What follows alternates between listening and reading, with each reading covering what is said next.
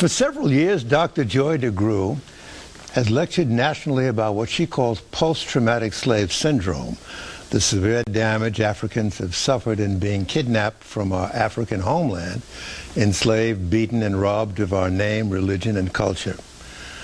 A damage that we carry internally to this day, oftentimes exploding without us knowing why.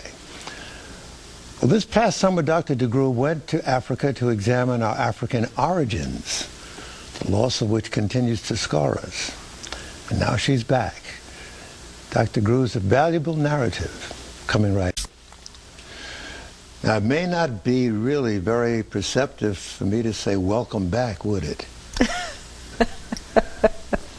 Maybe that's what they should have said when you were in Africa. And they did. Really? Yes. Back up a bit. What motivated you to go? I've touched on some of the motive, but what was the full body of the motivation? Well, two pieces. One, it was a personal journey. It was something I knew I needed to do because the west coast of Africa, I went to Ghana and I was in Accra principally. I also visited several villages, Bonri, Kumasi, other cities. But what I wanted to see was what did life look like unspoiled, so to speak. In other words, I wanted to know what the day-to-day life was for Africans who are no doubt, you know, the folks we've descended from, at least that part of the West Coast.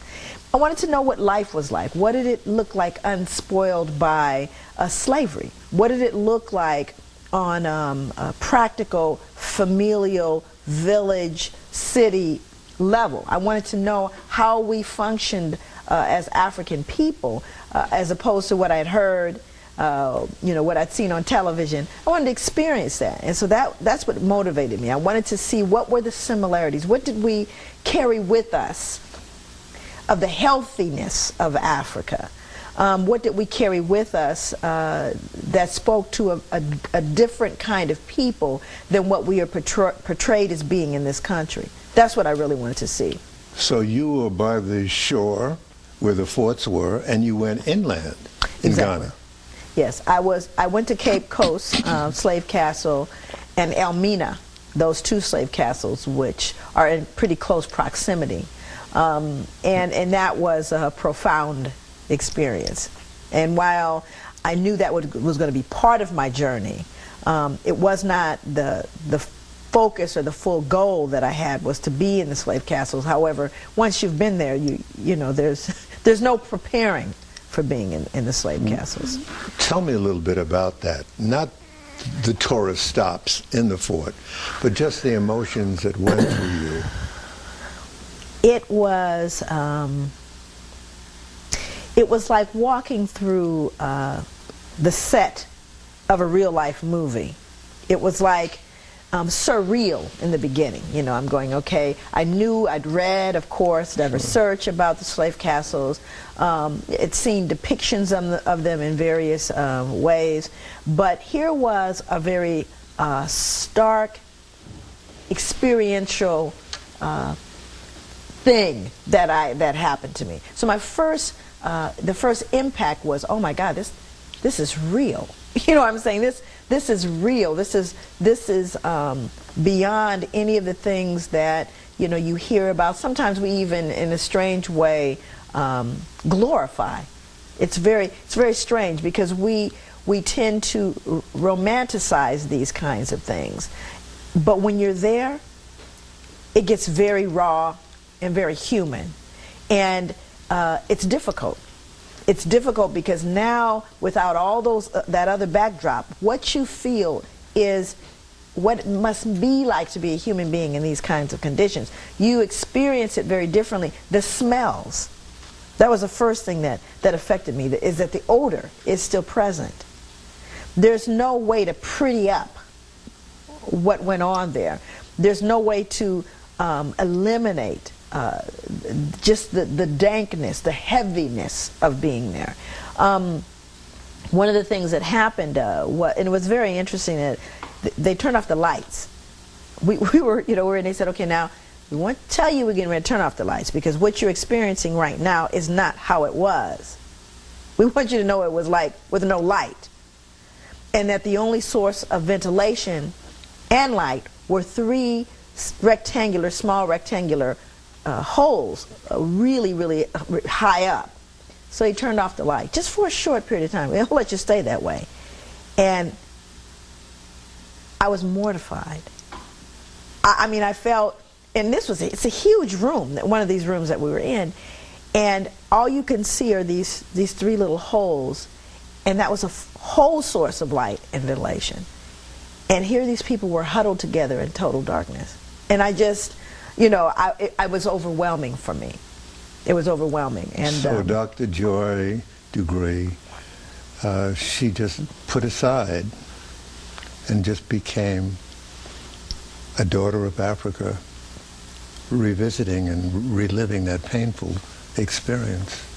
Yes, and I think it's interesting because people are very different in how they respond.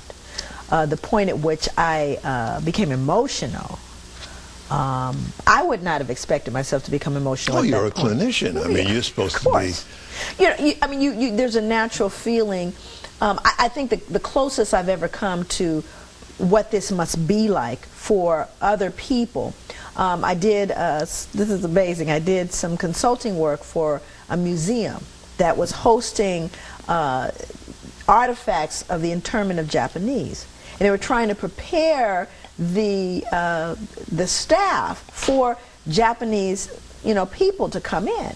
And it was a horrific thing. I mean, the whole thing flopped because no one understood how sensitive this was, and culturally the most appropriate position to take as a tour guide. And the most appropriate place was to just kind of, shut up. That was really the answer. Don't speak.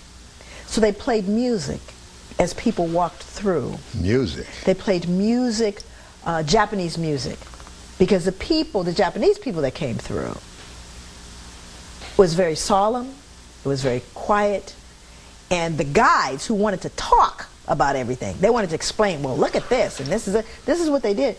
It was a similar feeling I had when I was there. I needed quiet. I needed a space to just kind of be. And then there were the tourists that were present. The people who were just there to kind of look like they were. Who were not burnt of skin necessarily. There you go. This I was not prepared for. I was not prepared for that. And at one point, and I have to tell you this because I think it was the only time that I actually melted down. We were actually visiting what is known as a death cell. Within the slave castles, there are cells, like for example, for soldiers who act up, 24 hours they're placed in. Then there's death cells for Africans who fought back, men and women. So there's a male death cell and there's a female death cell. We were touring the female death cell. Now this is where people, when they go in, it's very clear, it's indicated that you're not coming out. So you know that when you go in, you're not coming out. So the Africans that were enslaved that went into these cells were very clear that this was a death sentence. They would stop feeding them, they would no longer give them water, and they would nearly suffocate to death. But even in that process, they would carve symbols in the ground, in the dark, to their ancestors and ask them to deliver them in their last gasps of life. Let's take a break before we continue. Stay with us, please. Please accept my apology for breaking up that narrative, but